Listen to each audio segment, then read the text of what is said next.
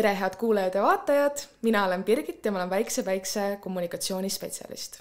Mul on nii hea meel, et te olete jälle siin meid kuulamas ja ka vaatamas. Nagu eelmises osas mainitud, siis oleme nüüd kõikide osadega videopildis, ehk siis kui te kuulate meid hetkel klappidega, siis tulge vaadake ka meid siin pildis, et siis on näha rohkem emotsioone. Lapsevanema kool keskendub siis igas osas lapse arengut toetavale teemale ja selle käigus me proovime pakkuda sulle, hea lapsevanem või tulevane lapsevanem või üldse vanavanaema, mõtteainet, kuidas toetada oma last sellel huvitaval põneval arenguteekonnal. Täna sukeldume matkamaailma, looduse maailma. Nagu näha, hetkel kui õue vaadata, kui õues liikuda, siis lehed on mõnusad kollased, punased, värvi on väga palju igal pool. Ja see on näiteks minu lemmikaeg matkamiseks, sest loodusel on nii palju pakkuda.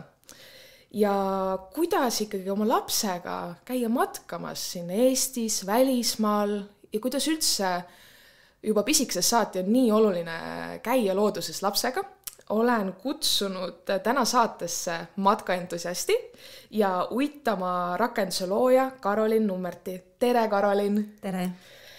Räägi, milline on sinu jaoks parim aastaaeg matkamiseks? Ma pean ütlema, ma nõustun sinuga, et mulle meeldib ka tegelikult väga sügis ja tegelikult ka kevad. Ja mis seal salata, ega suvel on ka väga mõnus ja talvel on ka omad võlud, aga lihtsalt kevadel ja sügisel on tavaliselt juba rahvast vähem, rahulikum, siis on vähem putukaid, nii et minu meelest ka väga mõnus on just sügisel palju värve ja ei hakka liiga palav ja täpselt nagu õige kraad. Mõnus aeg nagu matkamiseks küll. Ja. Sa oled nii vahvasti oma veebilehel kirjeldanud, et sa jumaldad looduses matkamist. Et kuidas sa oled saanud selliseks matkaselliks või selliseks entusiastiks? See on tegelikult huvitav teekond, ma ise ka mõtlesin kodus, et tegelikult minu perekonnas väga ei matkatud. Jah, me käisime küll looduses, meile meeldis telkida, aga nagu sellist nagu siipärast, et nüüd lähme matkarajale ja kõnnime seal mingi tee ja siis jõuame kuhugi punkti, et seda nagu ei olnud. Et see tuli minu ellu läbi minu abikaasa, Karli, kuna nende perekond on palju orienteerunud, tema kõik vennad on lapsepõlvest peale juba metsas olnud ja me hakkasime koos matkama, see hakkas mulle ka nii õudselt meeldima, see on siiamaani meie üks meelistegevus. Ja tegelikult kui ma ka emaks sain, siis tundus, et on igati loogiline seda tegevust jätkata. Jah, sa nüüd väga sujuvalt mainisid ka, et sa said emaks ja selle käigus sul tekkis ka idee luua rakendus, mille nimi on Uitama. Just, et kui sa oled kokku kogunud erinevad lastesõbralikud matkarajad. Et kuidas see idee siis ka tekkis? No see tegelikult tekkiski sellest, et kui ma varasemalt käisin täiskasvanuna, eks ole, või niimoodi isepäini seal matkaradadel nii Eestis kui välismaal, siis tegelikult ju tead enda võimekusi ja mõtled, et vaatad enam-vähem selle matkaraja välja, paraja pikkusega, jõuan minna küll, paar snäkki kaasa, küll ma hakkama saan.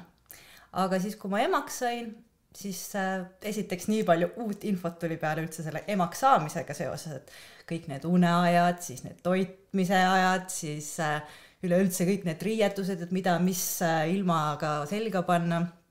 Ja tegelikult ma tundsin, et enam pole nagu nii lihtne see matkale minek selles mõttes, et ma tahtsin nii palju rohkem infot, et mis mind seal ees ootab, et näiteks kas ma saan vankriga ligi või ma pean minema kõhukotiga või hiljem siis nagu matkakotiga, kui laps suurem on. Ja lihtsalt oligi nagu nii palju asju rohkem, mis ma tahtsin teada, kui ta hiljem nagu juba ise kõndis, siis ma tahtsin teada, et kas see rada on piisava pikkusega, kas seal nagu mingit huvitavat huvipunkte, selles mõttes, et kas on mingi suur rändra, kuhu otsa ronida või nagu ma hiljem avastasin, on metsaradu, kus on kiikeset metsa, eks ole.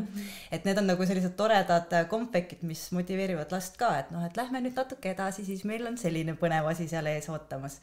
Et kuna ma ise hakkasin selle pilguga ringi vaatama, et kas need rajad on siis nagu lapsesõbralikud, peresõbralikud, siis ma jõudsin selle järelduseni, et nagu see info võiks kuidagi palju mugavamalt ühes kohas olla, sest mina pidin seda guugeldama erinevatest kohtadest, ma ei tea, kuskilt blogis, siis vaatama Google Mapsist, et leidsid nagu enam-vähem mingisugune toreda raja üles, siis hakkasid guugeldama, et kui kaugel see on, kas see nüüd, kui pikalt ma sinna sõidan ja et kas see sobib nüüd selle lapse uneaja, kes minu laps näiteks ei armastanud autoga sõita esimesed kuud. Tavaliselt lastel on ju meeldib isegi autos magada. Jaa, mõnel on, aga minul ei olnud ja selles mõttes ma alati pidin sättima seda mineku aega nii, et ta magaks sellel ajal. Et siis kõik see nagu logistika seal ümber muutus nii palju keerulisemaks võrreldes selle, kui ma lihtsalt ise läksin. Ja siis oligi nii, et esimene mõte oli, et kuna minul endal on nagu ma olen EKAs käinud ja ma olen töötanud nagu kunsti- ja kultuurivaldkonnas, esimene mõte oli kuidagi, teen raamatu, sellepärast et see on nagu kuidagi loogiline ja hoomatavam asi. Et ma hakkasin loogiliselt mõtlema, et raamat on väga tore asi, aga kui sa oled nagu kuskil jooksus, siis sul seda raamatut kohe kuskil võtta ei ole. Et tänapäeva inimene ikkagi otsib infot oma telefonist, mis tal kogu aeg kaasas on. Ja nii kuidagi tuligi selline täiesti hullumeelne mõte, et hakkaks äppi tegema. Selles mõttes hullumeelne, ma pole varem ühtegi äppi teinud. Ja esimene asi mõtled, et mul on vaja tarkvaraarendajat.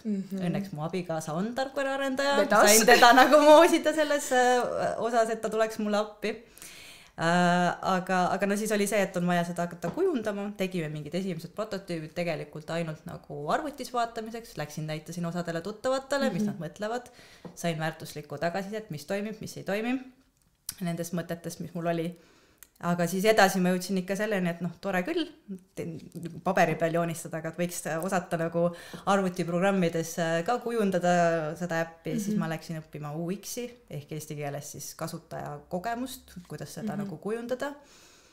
Ja siis ma õppisin erinevaid programme kasutama, tegin seal prototüüpe, tegime siis mingi esimesed variante valmis ja siis ma juba teadlikumalt tegin neid kasutajateste ja uurisin, et mis meeldib ja mis ei meeldi, mis ei toimi ja mis toimib. Ja siis oligi nii, et mul ikkagi oli siuke tunne, et okei, mulle tundub see hästi tore idee ja siis mu sõbrad ka ütlevad, et väga tore ja aga et kas nagu laiem publik ka, kas see kõnetab neid, kas nad tahaksid seda, kas nad tunneksid puudust või kas nad tunnevad puudust, et selline asi ei ole veel olemas ja võiks olla. Ja siis ma tegin hooandja kampaania, et nagu valideerida, et kas see mõte laiemat publikut kõnetas, saime toetust ja siin me nüüd oleme, on meil see äpp olemas. Ma kujutan ette, et kui sul on pisike laps ja sul on nii palju vaja teha enne, et üldse sealt majast välja saada ja see, et sul on see nagu sihtpunkt olemas, kus sa tead, et su lapsel on lõbus, sinul on lõbus, siis see teeb selle kõik palju lihtsamaks. Jah, ma olengi tegelikult hiljem nüüd ka oma kasutajatega kokku saanud näiteks linnas, mõne kutsunud kohvile küsinud, et kuidas nad on kasutanud ja mis nad on kuidas nad nagu tunnevad, kas midagi võiks paremaks teha ja siis on ka öeldud just seda, et tegelikult ongi see, et sa ju tahad minna oma lapsega, aga tihtilugu ongi kuidagi see, et kuhu ma lähen ja mis mind seal ees ootab, et sa tahad nagu natuke sellist nagu turvatunnet, et kui ma juba selle seiklus ette võtan, et siis meil on seal tore ja ma saan nagu lapsevanemana elamust ja mu laps saab ka elamust. Ma kujutan ette, et iga lapsevanema, kellel on olnud pisike laps, teab seda tunnet, kui palju aega lihtsalt läheb sellele, et puhtalt kodust välja saada. Ja, kõik need riided ja kogu see kutt kokku panna, eks ole. Et sa ei arvesta ainult ise endaga enam. Et sul on see pisike, kellega sa pead arvestama. Aga kui sa hakkasid kaardistama neid matkaradasid, siis milline seis on üldse Eesti matkaradadel? Kas nad on lapsesõbralikud? No võib-olla siin peaks kõigepealt natuke lahti rääkima, mis minu jaoks nagu lapsesõbralik on. Ja, alustaks sellest. Alustaks sellest, et mõnes mõttes, kui me mõtleme looduslikult, siis Eestis on ju väga selline turvaline, küllaltki tasane maa, et on väga mõnus, kus lastega olla ja mõni inimene võib-olla tunneb, et tal polegi vaja mingit seda huvipunkti ühest kohast teise ja on ka täitsa okei. Aga kui nagu mõelda ühiskondlikult, et me tahame olla hoolivamad ja me tahame neid peresid toetada, me tahame, et lapsi oleks rohkem, eks ole, inimesed peavad tundma, et nad on hoitud ja seda võiks nagu kuidagi ühiskondlikult ka väljendada. Ja siis ongi näiteks, kui ma vaatan neid matkaradu, on järjest rohkem näiteks laiemate laudteedega siis neid rabamaastikke, kuhu saab käruga ligi või et mõnikord ei saa tervele rajale, aga saad vähemalt pool ja saad parimad palad kätte, et see on juba boonus. Aga neid võiks muidugi alati rohkem olla. Vahest ikkagi näed ka, et reklaamitakse välja, et tore lapsesõbralik või ratastooliga ligipääsetav, aga siis näiteks tualetti pead minema kuhugi eraldi, kus on trepist alla, eks ole. Et natuke sellised ebaloogika kohad.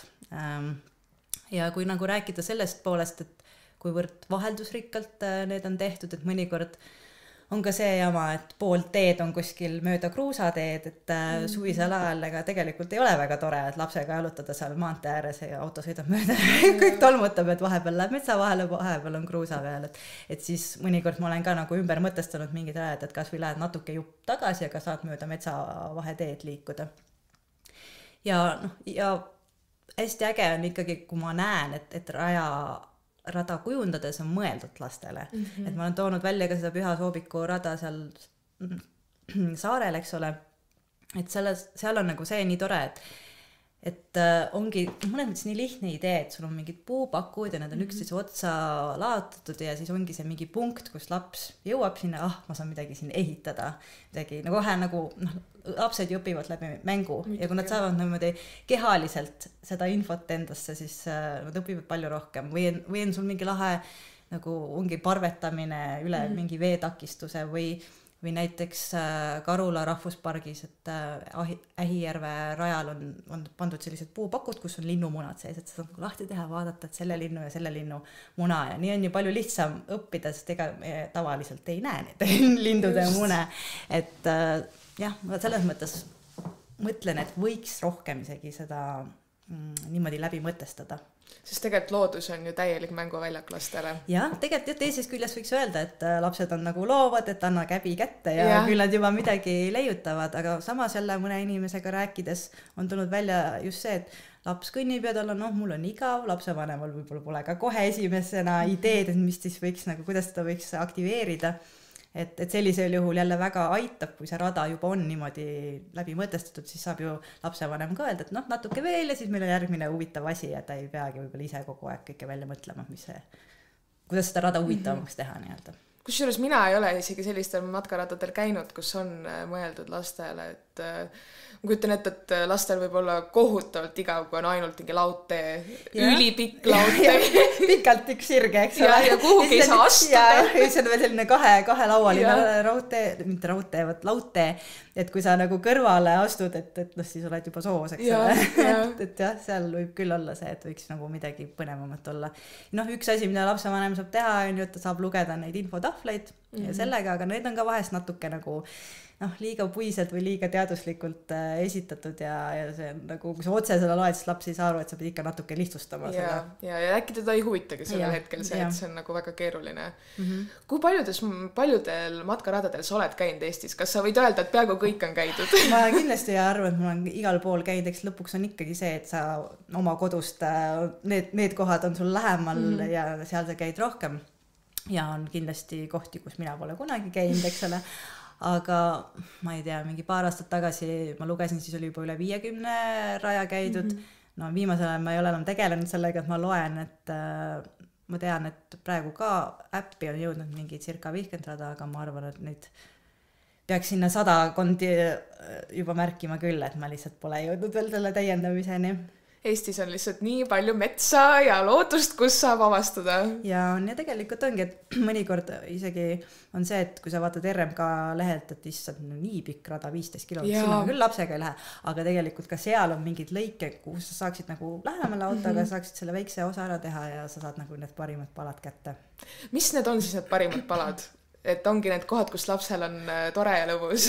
Parimad palad tegelikult minu lapse puhul, ma lihtsalt vaatan, on ikkagi see, et kui seal ongi kiik, näiteks kuskil silla all, kus ta saab jalgupidi vees on ju ujuda, et ujudavad kiikuda, mis on ju täiesti selline eriline huvitav kogemus.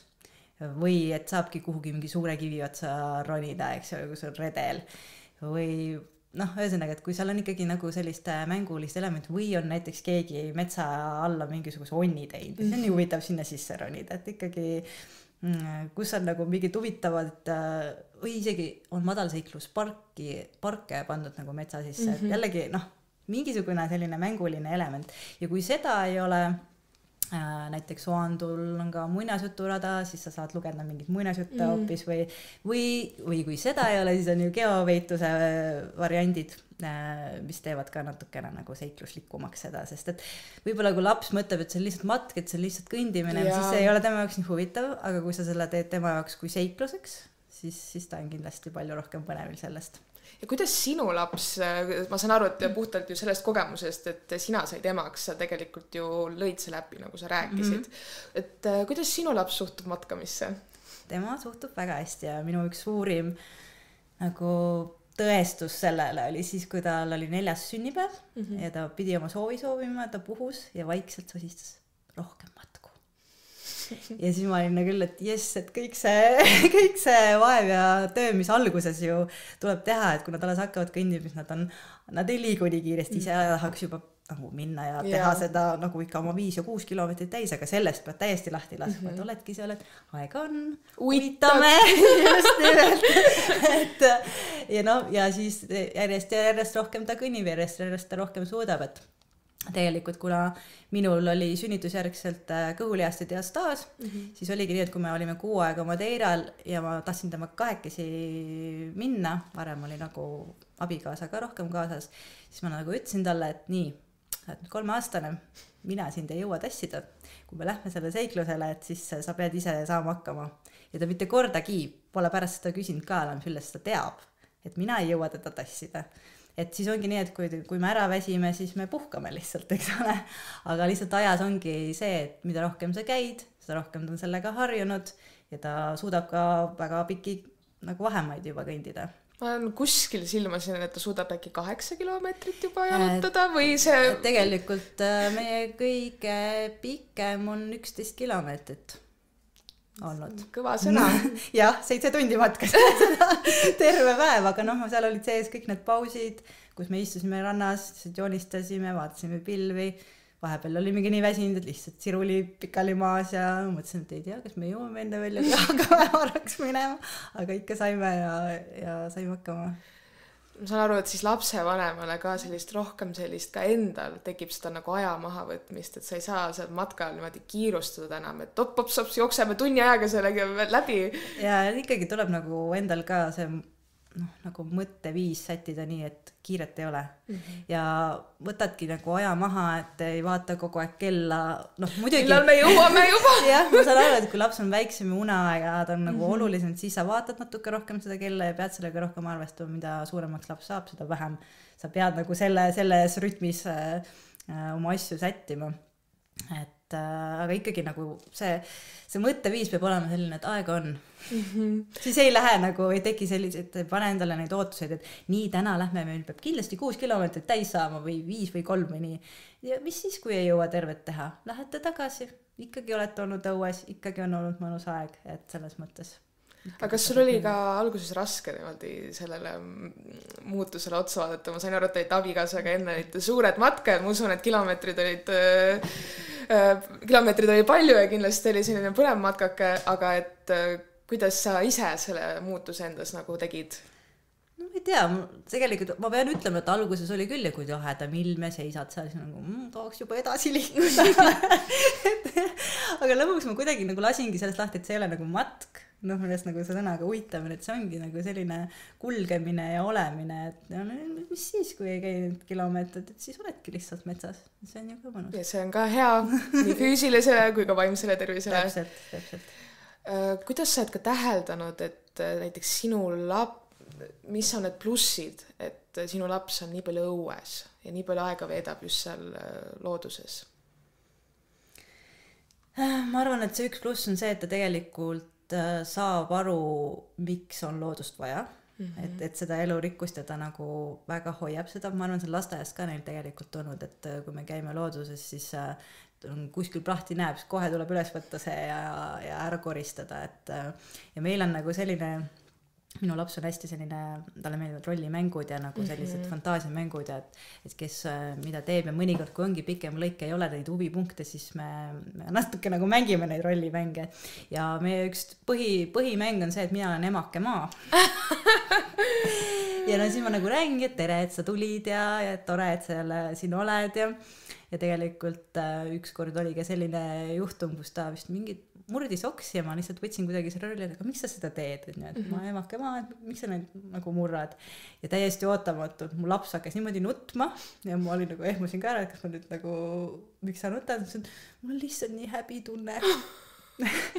Et nagu kuidagi nagu see, et nagu ta saab aru, miks see loodus on ja et tal on seal hea olla, sest miks ta muidu soovis on ju oma sünnipäeval ka, et rohkem matku, et see on selline ka tema jaoks tore tegevus, et ja noh, mida ma lasteaiast olen kuulnud, on see, et ta teab päris palju nagu loomade ja taimede kohta tänu sellele, et me käime seal, et see kindlasti ja ma loodan, et võib-olla see ka tema nagu arengule, loovusele mõjub hästi, et ta saab seal olla ja siuksest lõdvestunud ja mõnusas keskkonnas nagu aega veeta.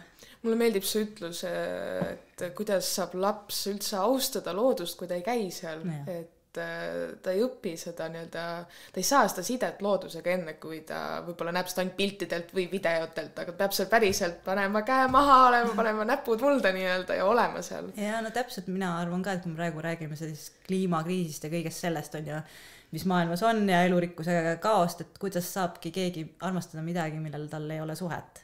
Et ja see suhe saab tekkida ainult siis, kui sul on mingi kogemus. Sellepärast tulebki seda suhet luua ja mida varem me seda teeme, seda paremini see tekib, sest et harjumused ju öeldakse ka uuringute järgi tekivad enne 12. eluaastat. Nii et kui me hakkame varakult peale, siis see harjumus on liikuda looduses jääb ka talle hilisemaks. Ja tegelikult näitavad uuringud ka seda, et kui lapsed liiguvad ja on rohkem looduses, siis neil on vähem vaimse tervise probleeme ja seda ka hilisemas eas. Et see on üleüldiselt loodus on nagu, mida ka psühholoogid ütlevad, siis ka tasuta teraapia lihtsalt. Jah, sisuliselt küll, jah. Aga millegipärast on kuidagi nii, et elu on nii kiire ja kogu aeg peab nii produktiivne olema, jumala eest ei tohi puhata ja siis me ei võta endale seda aega, mida me võiksime võtta ja mida on lihtne Eestis ju tegelikult teha. Loodus ei ole meil nii kaugel kui kuskil näiteks Inglismaal või Londonis, kus sa pead ikka võtma mitu tundi, et saad linnast välja saada looduse keskel, et noh, park küll, aga pargis on müra ja muud stiimulid, mis ei aita sul nii hästi lõdvestuda, kuigi noh, see on ikkagi parem kui üldse mitte. Just. Ma just mõtlen sellele, et tänapäeva lapsed ka, no nad on nii sellest nutimaailmaga väga juba seotud, et nad võib-olla, nagu ma enne ka mainisin, et võib-olla ongi näinud neid loodusel pildid või videolt, et just see on nii oluline, et sa käid päriselt oma lapsega looduses ja nagu see on ka kindlasti teie kvaliteetne ajaveetmise viis. Ja, mina ütleks küll nii, et lihtsalt juba see, et kui sa lähed lapsega loodusest, tegelikult ma pean ütlema, et mulle meeldib väga-väga temaga just kahekesi käia, sest see ongi see kvaliteetaeg, et ema ja laps, et noh, tavapärases situatsioonis on ju, sa mõtled sellele, mis ma täna õhtul pean süüa tegema, mis ma siin koristama pean ja kõik nagu see olmemöll on ju. Ja ega siis ei teki selliseid väga sügavaid vestlusi, küsimusi ja arutelusid, mis tekivad seal, kui sul on kõik see muu virvarr on nagu maas. Sa võtad aja maha, kuulad loodushelisid, kulged mööda neid radu ja siis sul nagu tekib selline meelte avarus, et üldse nagu tähele panna, kuulata ja mõelda. Et see on üks pool. Teiseks on ju meil see, et meil on nagu ühiste mälestuste loomine. Mina olen alati mõelnud, et kuidagi emadega kipub see olema, et meie ju hoolitseme nende laste eest, noh, ongi paneme riidesse, peseme pesu, siis teeme süüa, aga ma tahaks, et mu lapsele jääks rohkem meelde mingisugused muud tegevused, et mitte see, et noh, tavaliselt nad ei mäletagi ju neid asju, et ema tegi süüa, et nad mäletavadki neid seiklusi või neid asju, mida sa oled ette võtnud koos ja ma tahtsingi, et siis see oleks nagu see meie ühine värk. Ja samas on ju tegelikult seal ka füüsiline lähedus, et kui sa käest kinni käid, on ju, või pikutad kõrvuti, vaatad pilvi, et see on ka, ma arvan, see, mis nagu lähedust tekitab. Ja ka see, et ta saab nagu seal seigelda, avastada loodust ja mõnikord ongi ju tema jaoks ka uus huvitav või võib-olla isegi natuke hirmutav situatsioon, kuidas ma nüüd siit üle jõe saan, aga ta saab seda teha koos oma vanemaga, turvaisikuga on ju, ja ma loodan, et kui tal tulevikus on ka mingid mured või raskused, siis ta teab, et ta võib minule toetuda ja minu käest küsida abi, et see on nagu see. See on väga oluline, et see, et seda juba pisikesest peale teed, et mitte see, et noh, et kui ta lõpuks suudab rohkem seal kõndida, et siis lähme matkale, vaid lihtsalt juba pisikesest saati, see on teie asi. Just. See on väga äge. Aga milliseid vestlusi te peate seal metsas, et on mingi äge mälestus, mis on sulle meelde jäänud või just sellest kahekesi ajast? Ma ei oska isegi niimoodi tuua, noh, nagu ma ütlesin, et ma olen tihti see emake maa või siis, et noh, tema ju elab oma paralleelmaailmas, küll on mingi Ninjagodest räägib mulle, et kuidas siin järgmise metsa taga tuleb Ninjago ja siis me mingi tulistame siis koos või näiteks kui me Madeiral käisime, oli üks botaanikaaed ja seal olid suured nagu hiiglaslikud kaktused ja siis me mängisime ka, et me peame siit laborendist nüüd läbi minema ja siis mingi liimapüssidega tulistame neid, et nad ei saaks oma okkaid meile lastena, ühesõnaga ma lähen nagu tema selle mängumaailmaga kaasa. On olnud küll igasuguseid huvitavaid mõtteid, aga praegu, kui sa niimoodi küsid, siis ei ole kunagi meeles. Kohe ei tule nagu, et mis siuke eriline vestlus on olnud. Meil käis eelmine hooaeg, meil käis üks härra Illimar Pilt, kes on selline müramise ekspert ja ta rääkis ka, kui oluline ka endast lapsevanemana leida see sisemine laps uuesti üles ja mürada ja päriselt nagu minna sinna põrandale või minna sinna loodusesse. Ja ma saan aru, et tegelikult täiskasvanul on see väga raske, et mis sa sellest arvad? Ma arvan, et täiskasvanutel on see, et kuidas me peame olema ja kuidas me teistele paistame. Ja äkki keegi vaatab, et ma siin olen. Jumala hea, vaata metsas keegi eriti ei vaata. Eriti kui sa lähed nagu sellisesse kohta, kus nii palju rahvast ei ole ja lähed sellisel ajal, kus nii palju rahvast ei ole ja kui olete selle kahekesi metsa vahel, no kes see vaatab? Lase täiesti valla oma need, et ükskord me läksimegi metsa, lapsel oli Batmani kostüüm seljas, ta õudselt tahtis seda panna ja siis ka, alguses olime kahekesi, aga pärast tuli isegi 2 inimest vastu ja nii lahe oli näha, kuidas selle naisterahva nägu läks nagu, suu läks kõrvani, et ohoo, Batman tuli mulle vastu, eks ole. Ja üldse nagu ongi äge see, et siis on Batmani kostüümis matkaline mul seal kõrval, kes sööb mustikaid, mis ei ole niisama mustikad, vaid ikkagi võlumustikad ja see on tõesti on äge. Aga mida sina soovitad lapsevanemale, et kuidas ikka, ma saan aru, et see üks see, et metsas ei vaata keegi sind, aga et kuidas leida see ikkagi omaga selline lapsemeelsus, mängumeelsus uuesti üles? Keeruline on niimoodi soovitada, et mis sind on aidanud või sinul on see nii loomulikult tulnud? Ma arvan, et see minu sees tegelikult ka nagu mingil määral olemas, et ma ise olen loov inimene ja selline improvisatsioon ja natuke nagu mängulisus, see mulle endale ka õudselt meeldib ja ongi nii lahe, et on kohti, kus sa saad selle välja lasta, et võib-olla nüüd tava tööelus ja nii seal on ikka selline mingi, ma olen nüüd see professionaal siin ei saa nagu nii võib-olla lustlikult asjadele alati läheneda, aga ma ise väga hindan, kui inimestes on see ja nad lasevad seda välja ja mulle meeldib seda ise ka teha, nii et siis on nagu raske soovitada võib-olla inimesele, kes ise mõtleb, et mul ei ole ma ei julgeks kunagi niimoodi teha, et ma pean olen harjunud, aga olemegi kogu aeg sinne viisakas ja välja peetud, et aga ma arvan, et võib-olla kõige lihtsam ongi mõelda niimoodi, et aga keegi ei näe ju et mine metsa ja vaata, seal ei ole mitte kedagi sind seal vaatamas, et see on nagu kõige parem. See on sinu loomulik keskkond, kus olla, et lase lõdvaks. See on see koht, kus sa võid lõdvaks lasta. Just. Mulle meenus sinu jutuga see, et alati ju minu arust Eestis on see, et kui sa oled matkal, ma käisin ka pühapäeval matkal ja siis teretad seal kõiki, nagu oleks kõik su sõbrad, et see on nii huvitav fenomen, mis meil nagu Eestis matkamaailmas toimub. Võib-olla see on välismaal ka, ma ei ole käinud välismaal matkal. Pigem on jah, kui öeldakse tere, et eriti kui on selline maastik, kus väga tihti inimesi ei näe. Ja, tere, sina ka siin! Käiva keerad pilgu ära, et ma sind ei pannud tähele, et see oleks siis natuke heit. Võib-olla see teretus on lihtsalt see, et issand, teised inimesed on ka siin, et ma ei ole siin eksinud kuskil. Aga kas su laps on vahepeal ka öelnud matkarajal, et issa, mul on nii igav, mul on lihtsalt nii igav? Võib-olla nagu paar korda on olnud. Et lihtsalt, et ta ei taha vaikuses käia, et hakkame siis midagi nagu mõttemänge mängima. Aha, hakkame rääkima. et seda võib-olla küll, aga üldiselt ta juba teab, et siis tuleb leida midagi põnevat, mida teha, et ongi, et kas siis mängime mingid, kui me lihtsalt kõnnime, siis mängime mingit mõttemängu, arutame mingi asja üle ja siis see aeg läheb või siis jõuame kuhugi punkti, kus saab midagi meisterdada või korraks maha istuda ja ikkagi lastega matkamise juures väga oluline on väike snäkk kaasas. See ka alati aitab. Ka täiskasvanul. Siis nagu, kui energia saab otsa, siis saab ikkagi veresuhkru jälle ülesse ja ikkagi mõnus, et nüüd kas varsti tuleb meil see proviandi peatus, et siis istume ja saame natuke niisama chillida ka. Et ei taha ju seda paha tuju. Et ma käisin just ka oma emaga matkal, kellega ma olen terve elu käinud matkal, tema tassis meid matkale lihtsalt peaaegu iga nädalavahetus ja siis ma mina 23-aastane nii-öelda täiskasvanu ütlesin emal, kas meil snäkki ka kaasas on?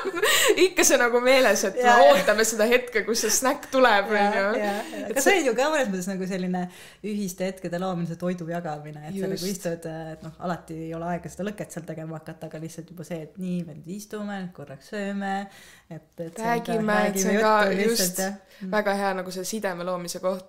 Aga just see igavuse asi, ma tuleks selle juurde korra tagasi, et tegelikult ka meie õppejuht on öelnud, väikse õppejuht, et igav peab olema vahepeal lapsel. Et see on suurim nagu loovusallikas on igavus. Just, ma olen ka väga nõus. Et no, mis sa nagu pead ju hakkama midagi tegema, et kui alati täiskasvanu suunab sind kuhugi poole, et teeme nüüd seda, siis tal ei oleks seda vabadust otsustada. Ja ma olen sellega nõus, et igavus on ju parim loovusallikas. Just. Et kui igav ei ole, et mis sa siis üldse nagu siis ei tahagi midagi teha. Jah, siis on kogu aeg teha midagi. Jah, just. Sa mainisid juba enne, et te olete ka välismaal käinud matkal. Madeirat mainisid, ma lugesin ka Perekodust seda artiklit, et kuidas on ka välismaal matkata, kus ei ole nii-öelda, sa ei ole ära need kaardistanud veel neid lapsesõbralikke radasid. No sealt tulebki arvestada igasuguste üllatusmomentidega.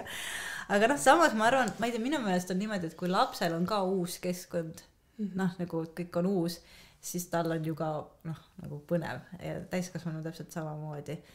Noh, seal on mul endal tegelikult ju väga mäed meeldivad, Madeiral on selle Vada walking, et põhimõtteliselt ka mööda mägede servasid käid ja seal on nagu need veesüsteemid, mis juhivad siis mägedest alla vette linna vanast ajast jäänud.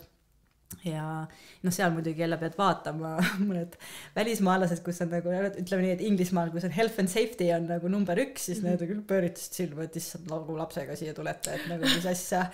Aga noh, eestlane, selline talupoja mõistusega inimene lihtsalt ronime puu otsa ja igal teeme ja liigume, noh loomulikult tuleb vaadata nagu mingid kohad nagu, et oleks turvaline, et võtad kas või lapse korraks ülle või sinna matkakotti, aga ikkagi meil oli ka vaja vahepeal mingisugusest koopast läbi minna pimedas, meil oli see, me teadsime, et seal rajal on, et siis meil oli taskulamp kaasas ja see oli ju ka põnev seiklus mingi ja taskulambiga seal pimedas liikuda, et läbi selle tunneli, et ei. Oli väljakutsuv ikkagist see? Ma ei tea, minu jaoks vist mitte. See on see suhtumise küsimus. See on see suhtumise küsimus, et see on ikkagi nagu selline jällegi lahe seiklus, et noh, ühes kohas ma mäletan oli küll veits see, et mingid puud olid nagu, nad olid täiskasvanule veel, et nagu sul on pikad püksid jalas, et nad nagu kratsisid, et lapse jaoks nad olid nagu ebamugaval kõrgusel, et siis nagu sealt läbi minevine, et tõsta laps üles, oli võib-olla selline üllatavam moment, aga ma ei tea jah. Ma ei saa öelda, et mul nagu oleks mingi väga hirmanud ja noh, seal mul oli noh, kahekesi käies võib-olla valisin mingeid turvalisemaid valikuid ja siis natuke niisugused ekstreemsemaid valikuid võtsid abikaasaga kaasa, et siis ma teadsin, et kui mina enam ei jaksa, et siis vähemalt mul on see mehe jõud olemas, et kuskilt läbi kanda või mis iganes. Kui sina nüüd, ma kuulan su juttu, et sa oled lapsevanema ikkagi, siis sa lased nii-öelda lapsel ka nii-öelda selliseid nagu räägitakse riskimängust nii-öelda riskantsetes kohtades, mis on siiski nagu ohutud, et sa oled nagu neid vaadanud, näed, et need on ikkagi turvalised, aga nagu võib-olla mõni lapsevanem vaatab, et appikene, ma ei taha, et ta sinna puupaku peale astub, et äkki ta kukub. Et seda on ikkagi looduses on ju nii palju ootamatuseid, et tänapäeval me oleme kõik nii ärevad ja hirmul kogu aeg, et issand, mis nüüd juhtub, et mida selle tundega teha? No ma ei tea, ma arvan, et see aitab see, et sa hakkad tasapisi minema, et kõigepealt lähedki Eestis nendesse kohtadesse, kus on nagu turvaliselt, näed, vaatad, lapsega ei juhtudki midagi, siis võtad mingisuguse järgmise koha ja nüüd nagu tasapisi ise ennast harjutad ka, et nagu oma hirmudest üle saada, et minu jaoks ka, kui laps on suht väiksest peale ujumistrennides käinud ja alguses käis rohkem isaga ja siis mul oli ka, et kui läksid kõik koos nagu spaasse, ta ujus siis esimesed korrad, mis sa nüüd lased ta niimoodi lahti või? Nagu oli ka see nagu hetk, aga siis mida rohkem ma käisin, seda rohkem ma näen, ta ongi, ta saab hakkama ja ma ei pea muretsema. Nüüd ma käin ise temaga ujumistrennides kaasa ja näen juba, mis oskused tal on ja nii hästi ujubki ja niimoodi sukeldubki ja läheb kivi alla ja on seal ja tuleb välja ja noh, lihtsalt see ongi, sa pead ise enda seda nagu mõttemaailma ka harjutama, et su laps areneb, tal oskused lähevad paremaks. Ja laps areneb super kiirusel selles vanuses. Ja mida rohkem sa tegelikult annad talle neid võimalusi üldse nagu katsetada seda varem. Loomulikult lapsed on ka erinevad. Minu laps on võrdlemisi kuidagi selline rahulik tüpaaž, et ta nagu endal ka see ohutaju on vist päris hea, et ta nagu päris pea ees niimoodi ei lenda. Aga mõnel on jälle teise tüpaažiga laps, et seal ta peab võib-olla rohkem nagu jälgima, et sinna traumapunkti ei peaks nii tihti minema, on ju. Et eks iga lapsevanem peab ikkagi tajuma enda lapse puhul, aga ikkagi natuke andma ka seda õhku, et katsetada ja proovida. Ja et tal oleks seda avastusrõõmu ja seda katsetamisrõõmu, mis on temal tulevikus nii oluline, et tal oleks seda julgust. Aga lihtsalt mul tuli jällegi meelde, et minu vend oli täpselt selline, et tal ei olnud üldse ohtu. Ehk siis korra vaatas ema eemale ja hops, ta on kuskil puu otsas, et see ma kujutan ette, kuidas lapsevanema võib tekkida sellel hetkel, et issand. Aga kuidas sa oled täheldanud, et sinu lapses on seda uudishimu ka rohkem tekkinud läbi seal looduse matkamise? Ma arvan ikka jah, on küll rohkem uudishimu vaadata ja avastada. Me käime ju ka purjetamas temaga. Nii, et ta on näinud hülgeid veest päid välja pistmas niimoodi kohe lähedal ja et ta nagu selle looduse keskel on ja siis ta ikka küsib, miks asjad kuidas nad nii toimivad ja nii edasi. Mõningaid asju sa seletad kuidagi läbi sellise muinasjutu maailma, aga vahepeal räägid nagu, kuidas päriselt ka on. Olen näinud ka selliseid radu, kus lähed rajale, alguses on selline must maa, sest turvast on kaevandatud ja pärast seda tuleb ilus selline rabamaastik. Ja siis sealt tekkis ka ikka pärast joonistusest nägid ka, et nagu see mõte, et issand, et aga kui me niimoodi loodusele teeme, et siis ongi nagu lihtsalt must maa ja ei olegi neid puid ja loodust ja õudne plöga on ja kõik see maastik on mingi selline porine ja kuhu ta nagu jäi sisse, vajus kinni on ju. Et ma arvan, et iga selline kogemus nagu paneb nagu laiemalt vaatlema ja mõtlema asjade üle. Uskumatu, et nii väike laps suudab niimoodi mõelda ju tegelikult. Et see on täiesti võimalik. Ka see on võimalik jah, aga ma arvan, see tulebki, kui sul on mingi kogemus, et kui keegi sulle lihtsalt räägib, siis see nagu ei jõua kohale, aga kui sa nagu füüsiliselt tunned, kuidas sa sinna mutta kinni jääd, sellepärast, et seal ei ole enam seda taimestikku, siis ikka ju on see suur elamus ja mõttekoht. See on see käed külge suhtumine, et pead ise tunnetama ja siis jääb ka meelde. Jah, ma arvan küll. Aga kui me tuleme ringiga aga lapsevanema juurde tagasi, et sa ütlesid, et oma veebilehel kirjutasid ka, et sinu jaoks on loodus nagu tasakaalupunkt. Et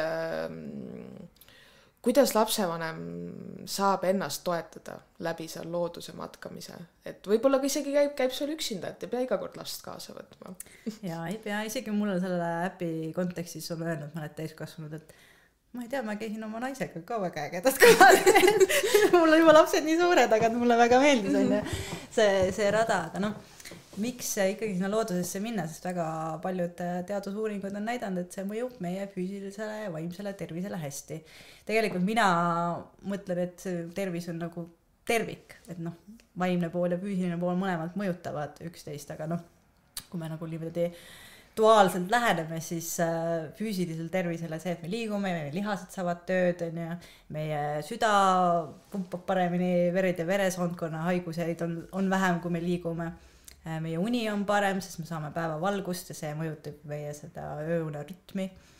Ja tegelikult tänu sellele, kui me oleme looduses, on meil ka vähem kroonilisi põletikke. Sest nimelt on olemas ju 2 sorti põletikku, on selline normaalne põletik, mis tuleb siis, kui keegi lööb jala ära või sa jääd haigeks ja siis nagu põhimõtteliselt nagu sütib see immuunsüsteem tööle ja sul tekib selline põletiku asi, aga teine halb asi on selline krooniline põletik, mis kuidagi kogu aeg nagu talasasel tulel niimoodi podiseb. Ja võib-olla sarnaselt on tegelikult ka stressiga, et on olemas normaalne stress, mis meil ikka igapäevases olukorras on. Teine asi on see krooniline stress, mis jälle kogu aeg kuskil niimoodi vaikselt, konstantselt on ja need on need kohad, kus meil on, kui need kroonilised põletikud ja stressid meil pidevalt peal on, siis meie tervis läheb väga halvaks ja mitte ainult füüsiline, vaid ka vaimne tervis. Sest tegelikult on ka tehtud ju neid katseid, kus on nähtud, et kui sa lähed loodusesse ja sellisesse ikkagi nagu puhtasse loodusesse, kus on vaikust ja linnulaulu ja rahu, siis paar minutit seal oled, sul juba tekib lõdvestumise, stressitase langeb 2-3 korda et tegelikult kui sa juba oled tund aega päevas looduses, siis juba see mõju on juba paar päeva.